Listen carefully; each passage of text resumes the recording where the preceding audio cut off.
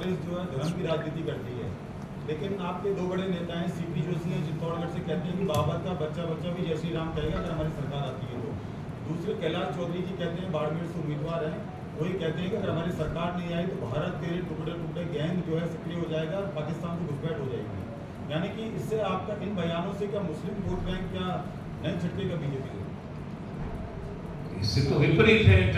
अमित जोशी साहब ने अगर ये कहा है कि बाबर का बच्चा भी श्री राम बोलेगा, तो आज भी कई ऐसे हमारे मुसलमान संप्रदाय के लोग हैं कि जो भगवान श्री राम को मानते हैं। अभी फरूक अब्दुल्ला ने कहा था राम मंदिर के मतलब रामलला मूर्ति के प्रतिष्ठापना कार्यक्रम के पहले कि राम क्या केवल हिंदुओं का है। ऐसे अब्दुल्ला साहब को अभी ध्यान में आया। हम तो पहले से कहते हैं कि वो कोई केवल हिंदुओं का थोड़ा ही है, वो तो राष्ट्र पुरुष है। इसलिए हमारी तो कोई सोच में परिवर्तन नहीं, हम तो मानते हैं कि वो सभी का है और सभी लोग उसकी पूजा अर्चना में जिनको सहभागी होना है जरूर हो, मगर उसको अपनाएं, उसको किसी एक मजहब के साथ जोड़ने की जरूरत नहीं है। ऐसा हम तो कई बार कहते हैं। राजस्थान में वसुंधरा राजे नहीं है, वसुंधरा राजे प्रचार नहीं कर रही, केवल बेटे का प्रचार कर रही है। एक बड़ा नाम है, 2 बार की मुख्यमंत्री रह चुकी है बीजेपी का, अगर साथ देती 400 पार का जो नारा है जो कि प्रधानमंत्री दे चुके हैं, तो क्या उससे काफी मदद नहीं मिलेगी और उनके प्रचार नहीं करने से कितना इफेक्ट पड़ेगा? देखिए, हम तो पार्टी में, समाज में सब जगह सबका साथ सबका विकास का मंत्र लेकर आगे बढ़ते हैं। मैंने ये बागडोर संभाली तो पहला काम मैंने किया, एयरपोर्ट से सीधा मैं वसुंधरा जी के घर गया था, उनका मार्गदर्शन लिया था। इसके बाद भी लगातार हमारी बातें होती रही। रामनवमी तक वो अपने किसी पूजा पाठ में व्यग्र थी। उसके बाद उनके लिए 2-3 जगह पर कार्यक्रम हुए, होने की कल्पना भी थी। मुझे पता नहीं वो हुए या नहीं हुए, मगर वो पूरी तरीके से हमारे इस प्रचार अभियान में जुटी हुई है। हो सकता है कि वो उनके क्षेत्र में थोड़ा अधिक समय दें। स्टार प्रचारक की सूची में भी नाम का फिर भी नहीं किया प्रचार? ऐसा नहीं, इसका ऐसा कोई कारण उसका नहीं है। वो अपनी पद्धति से उनकी वरिष्ठ नेता है, राष्ट्रीय उपाध्यक्ष है। सर, मेरा सवाल ये था कि पिछले जो 12 विधानसभा चुनाव, लोकसभा के चुनाव हुए हैं राजस्थान में, पहले चरण के मतदान काफी कम रहा। अब आप कह रहे हैं कि उसको बढ़ाने के लिए बीजेपी क्या कर रही है? अब अगले 2 दिनों में क्या रणनीति रहेगी बीजेपी? देखिए, जो मैंने कहा कि पहला चरण में अगर वोटिंग कम हुआ है, ये चिंता का सभी का विषय है। स्वयं चुनाव आयोग को भी इसकी चिंता है, मगर इसका हमारे जीत की संभावनाओं पर कोई परिणाम इसलिए नहीं क्योंकि हमारे वोटरों को घर के बाहर निकालने में, उनको अपील करने में, उनको संपर्क करने में हमारी व्यवस्था चाक चौबंद रही।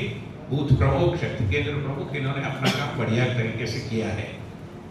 आज की तारीख में जो नए मतलब चरण के लिए हम तैयार हो रहे हैं, आज शाम प्रचार समाप्त होगा, तो उसी व्यवस्था को हम और अधिक अच्छे तरीके से अमल में लाएं। एक बात बताएं, जैसे भारतीय जनता पार्टी की जो रचना है वो बूथ लेवल तक है, पन्ना प्रमुख भी है, उसके बावजूद इतनी कम वोटिंग प्रतिशत रहा, कहीं कहीं कार्यकर्ता सक्रिय नहीं हुआ, क्या लगता है? नहीं, वही तो मैं कह रहा हूँ कि हमारा कार्यकर्ता सक्रिय है। ये सवाल आपने कांग्रेस पार्टी की प्रेस कॉन्फ्रेंस में पूछना चाहिए कि आपका कार्यकर्ता सक्रिय क्यों नहीं? वहां तो उनको उम्मीदवार नहीं मिल रहे, कार्यकर्ता कैसे मिलेगा? पिछले बार से 6% कम हुआ है। नहीं, जो भी है, कम तो नहीं होना चाहिए, हम भी कह रहे हैं कम नहीं होना चाहिए, और मगर हमारे वोटरों का वोटिंग कम हुआ है ऐसा हमें लगता नहीं, हमारा आकलन। आपने पूर्व प्रधानमंत्री के लिए कहा, एक बात में मैं आपके पास, कांग्रेस का कहना था आज सुबह बयान जारी किया मणिशंकर अय्यर ने कि प्रधानमंत्री मनमोहन सिंह है, उन्होंने ये कहा था कि दलितों का उनको पहला मिलना चाहिए, न कि मुसलमानों के लिए कहा था। ये बीजेपी इसको प्रोपेगेंडा बना रही है क्योंकि दलितों के लिए कहा था कि दलितों का, उनका पिछड़ों का उनको हक मिलना चाहिए।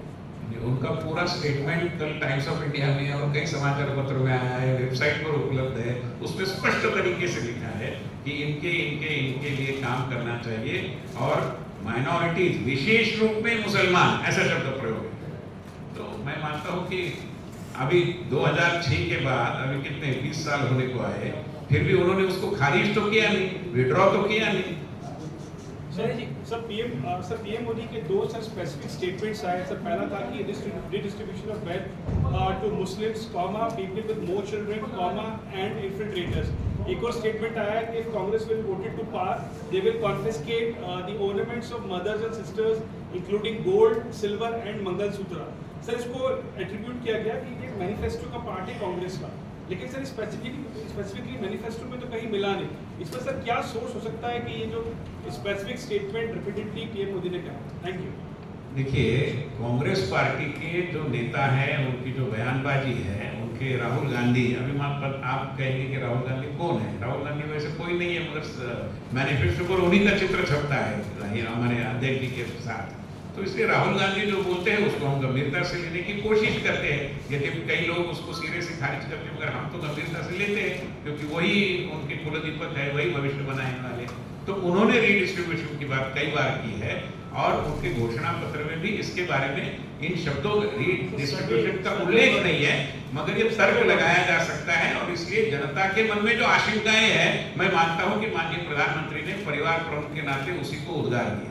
पूरा देश तो कहता है, बीजेपी कहती है कि राहुल गांधी को कोई सीरियस नहीं लेता, और आप कह रहे हैं कि आप राहुल गांधी को सीरियस ले रहे हैं। नहीं, क्योंकि उन्होंने लिया है ना, उन्होंने अपने घोषणा पत्र के ऊपर उन्हीं का चित्र छापा है। वो पार्टी की कोई पदाधिकारी तो है नहीं मेरी जानकारी, तो वो गंभीरता से लेते हैं, ये मैं कह रहा हूँ। बताइए जी विनय जी, मैं जोधपुर में जो जोधपुर के कांग्रेस के उम्मीदवार हैं, उन्होंने राम मंदिर के विषय में कहा है कि राम मंदिर बना के भाजपा ने कोई एहसान नहीं किया, और 15 लाख रुपए उन्होंने चंदा दिया था राम मंदिर का, इसलिए राम मंदिर बना।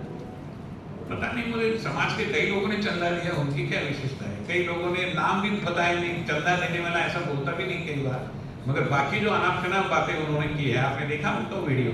उन्होंने कहा कि चाय वाला कैसे बकवास कर रहा है, मगर ये कोई भाषा होती है? उसको आप गंभीरता से ले रहे हैं।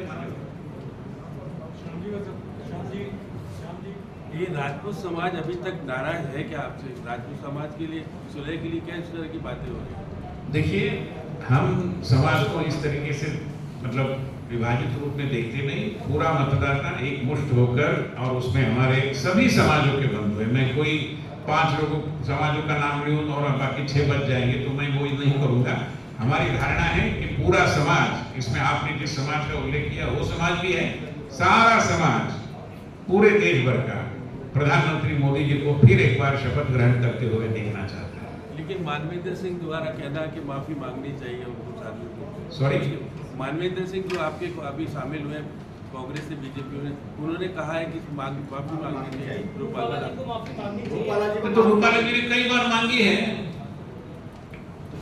मैं मानता हूँ कि वो विषय समाप्त हो गया, और उन्होंने जो भी कहा उस पर उन्होंने जो भी स्पष्टीकरण या माफी, वो सब हो गया। It is now a thing of the past. Sir, ये बाड़मेर वाला सवाल अधूरा रहेगा, उसका जवाब नहीं आया। सॉरी, कैलाश चौधरी जी ने जो बयान दिया, क्या वाकई में आपको लगता है कि सागर से जुड़ी हुई जो लोकसभा सीट है, वहाँ पे स्थिति ऐसी है कि अगर वहाँ पे बीजेपी की सीट नहीं आती है तो टुकड़े टुकड़े गैंग या पाकिस्तान घुसपैठ करने की स्थिति में रहेगा वहाँ पे?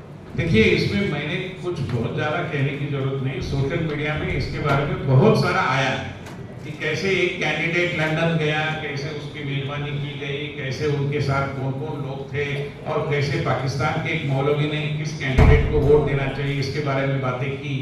तो ये सारा चित्र कोई देश की एकता के बारे में, मतलब इनके इरादों के संदर्भ में मैं मानता हूँ कि काफी प्रकाश डालने वाला है। उसी बात को उन्होंने अपने बयान में कहा है, कोई अलग नहीं है। लेकिन विनय जी, बहुत वो तो आप ही की पार्टी से। बहुत धन्यवाद, नमस्कार।